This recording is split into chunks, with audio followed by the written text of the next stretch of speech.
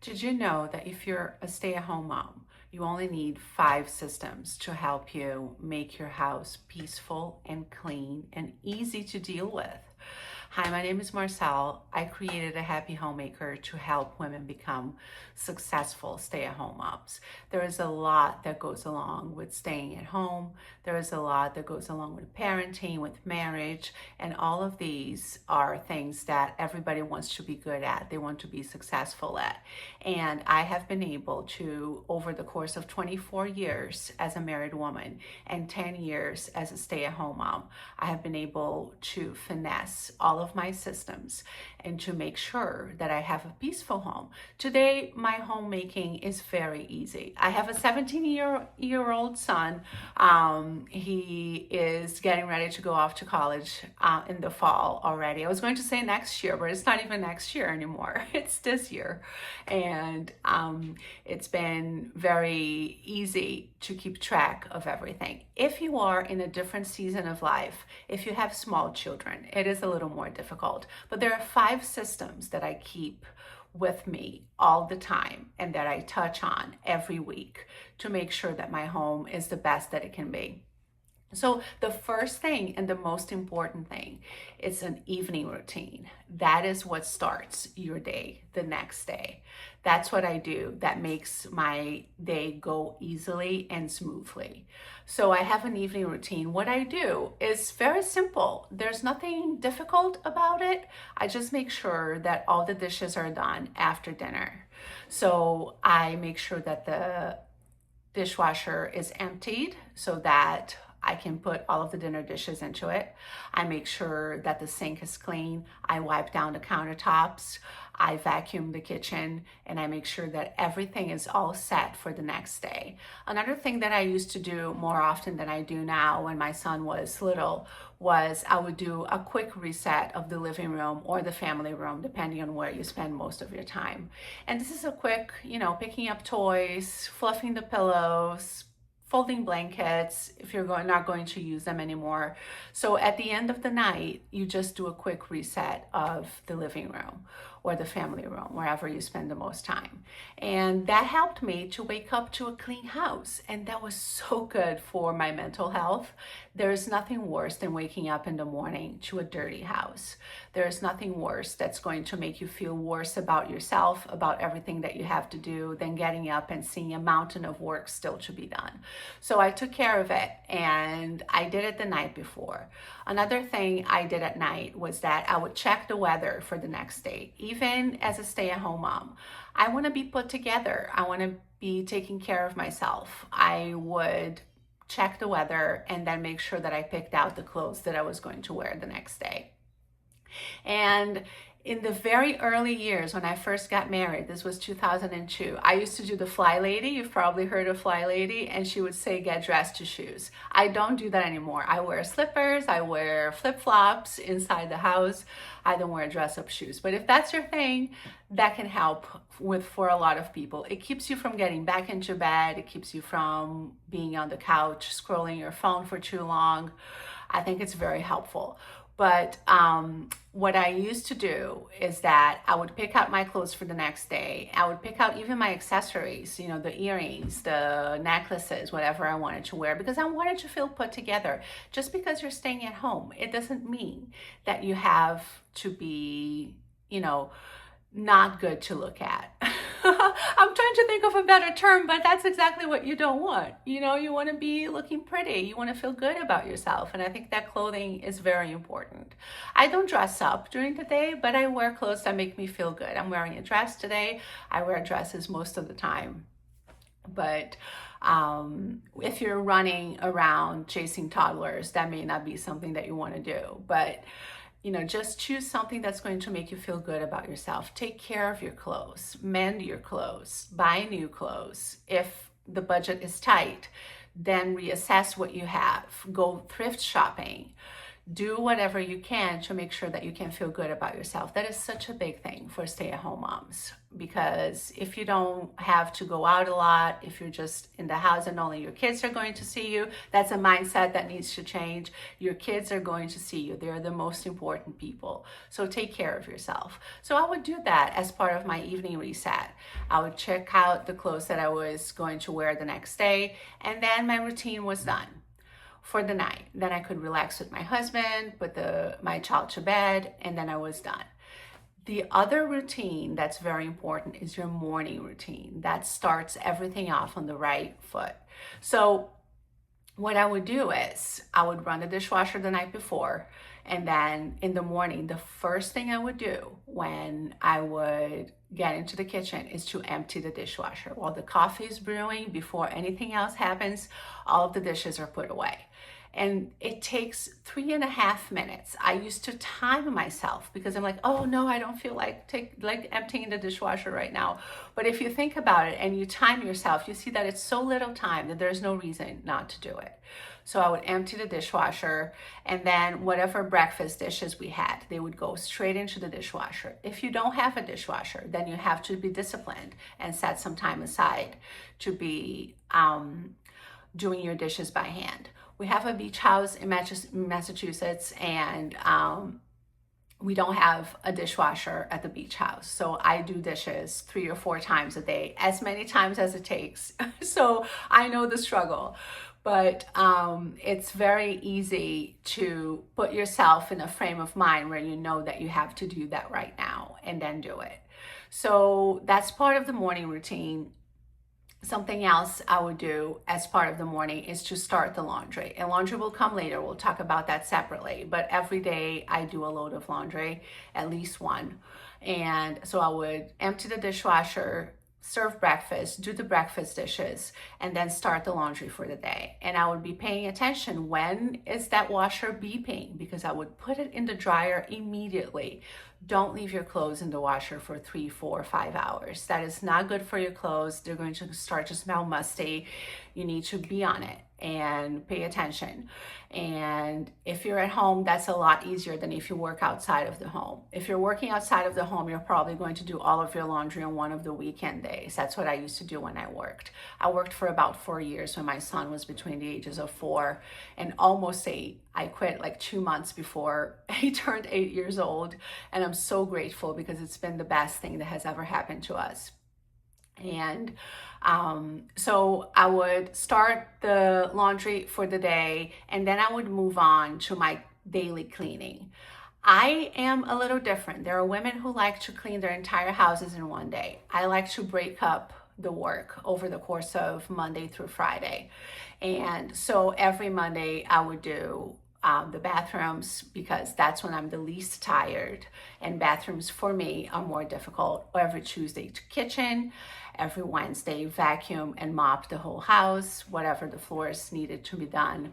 And so I would have a chore for every single day, and this would take me 30 to 45 minutes. We do not live in a big house. We never have. Our biggest house is like 2,200 square feet, so it was very manageable. The chore that took me the longest was always dusting. And I'm not the kind of person who likes to have clutter around. You can see around me there isn't a lot. And this is our bedroom that I'm filming from. But dusting takes a long time. So that was the one that took the longest. I would save that for like a Thursday. On Friday has always been my grocery day.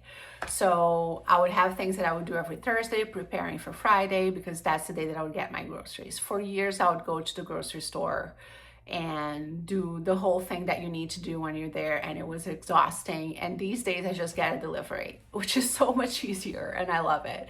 But that wasn't the case for most of my married life.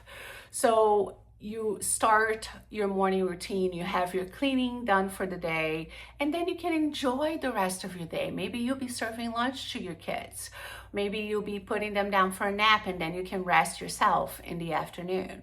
So if you get all of your work done, then you can enjoy the rest of your day. You can go out and run errands. I'm the kind of person who my morning routine does not include running errands.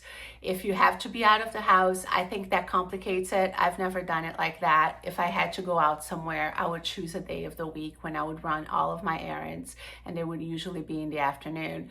But if you can get your morning routine done by 10 in the morning, you still have a couple of hours before lunch to get your errands done. So just think about it like that. Organize yourself in that way, and you will save a lot of time. The next thing to talk about is the laundry system. The laundry system is very important. You know, if you're doing it a little bit without a lot of organization right now, try to change that, and you will see what a difference it makes. Because every Monday, I do all of my darks. Every Tuesday, I do my son's bedding. Every Wednesday, I do towels and whites. I combine them because all of my towels are white.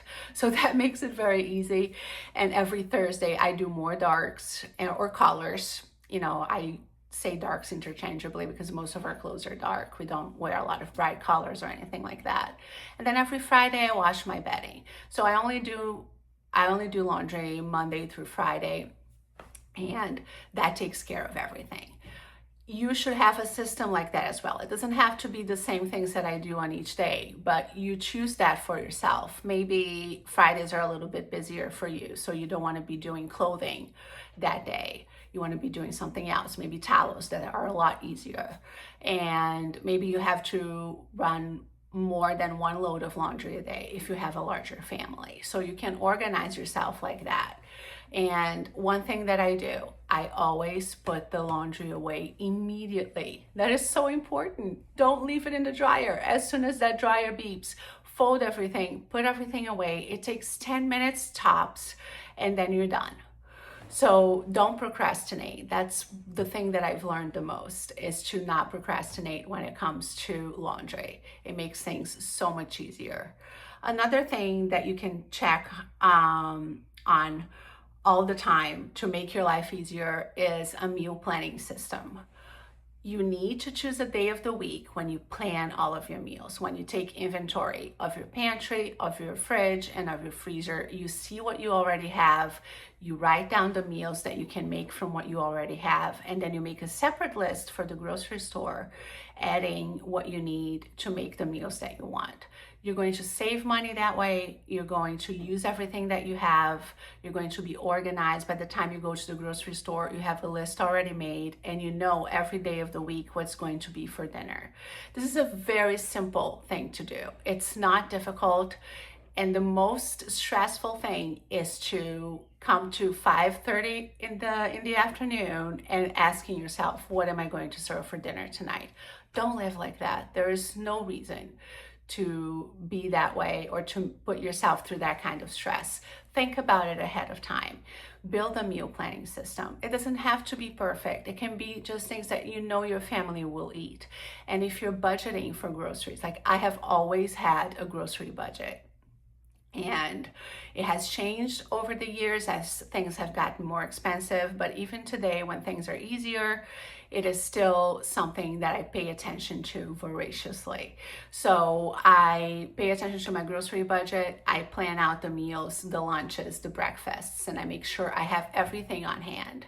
There are times I forget certain things, like especially things from the freezer. I tend to forget, so I can get a separate delivery, but that's not the norm. I usually am very much on top of what I'm serving and when and who's going to eat it. Are we going to have leftovers for the next day? And then that saves a little money on having to buy things to serve for lunch. So make sure you have a meal planning system in place, and make sure you put a day aside when every week you know you're going to sit down and work on your meal planning. And that's very important. That makes your life so much easier. And then the last thing is having a cleaning rhythm. And I'm looking at my notes here, and it is so true. What I had written is that a house is not going to become chaotic if you touch every part of it every week.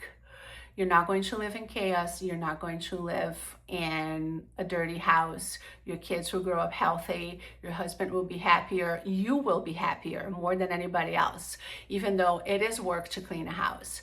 And I used to have someone to help with the house while I was working. For the 4 years that I was working, I had someone come in once a week, and I felt like it was such a waste of money because all she did was dust and vacuum and clean the bathrooms. And she did it in like an hour. I don't know how she would speed through it. And she wasn't a great cleaner, and I always felt bad about it, but I'm like, well, I have to work. So I don't have the energy to be working and cleaning the house on Saturdays, because on Saturdays I was doing all the laundry, and on Sundays I was doing all of my grocery shopping. So I had to kind of like swallow that and deal with it because I just didn't have an option. But now that I clean my house myself, I try to have help when I was still staying at home, and it never worked for me. I never found somebody that I thought was a good enough cleaner. Nobody is going to do it the way that you do it. Nobody is going to do it better. It's very difficult to find someone who's going to take as good care of your house as you will. So for the past 7 years, I've been cleaning my house myself. And it is so easy now. I spend like 1 hour tops every day, sometimes even less than that. And I clean the whole house Monday through Friday. I have a system. I think I've mentioned it before. I was just telling you before about it. Every Monday I do the bathrooms. Every Tuesday I do something else. So every day has its own rhythm. And that makes it so much easier, and your house will be touched every day. If you have this kind of structure in your house, you are not going to be the type of stay-at-home mom who lives in chaos. You don't have to be. You can be successful, but it takes some planning, especially if you have small children. You have to have them playing independently for 30 minutes, 45 minutes while you're getting that done. And that is huge. And I used to do that because I stayed with my son from the time he was born until he was 4 years old. So I would do that. I would have him playing independently. I would rush to get some of my chores done.